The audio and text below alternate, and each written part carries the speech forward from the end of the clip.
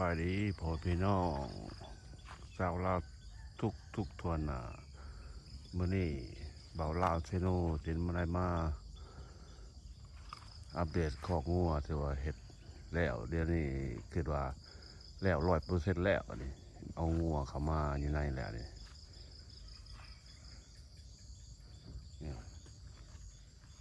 งัวก็ประมาณแต่สวนเลี้ยงมันสวนหญ้าแล้วก็ต่อมาก็สิเป็นอันบวงสกิปเฟืองทั้งเธอเห็นมันแท่งน้ำที่ว่าดูจากบาดาลมาหดน้ำมาหดหญ้านี่แหละนี่คอกงัวนี่เสร็จเรียบร้อยงัวก็เอาเข้ามาแล้วประมาณ8 โตงัวนี่เลยทางข้างจะว่าเห็นไปหันนี่เป็นน้องสะหรือสะน้ำ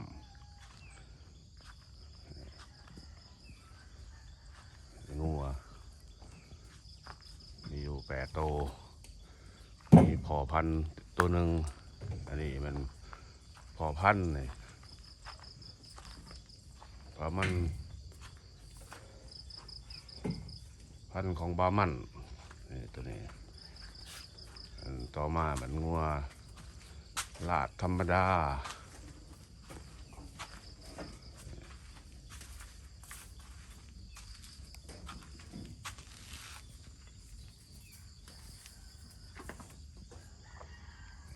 2 ตัว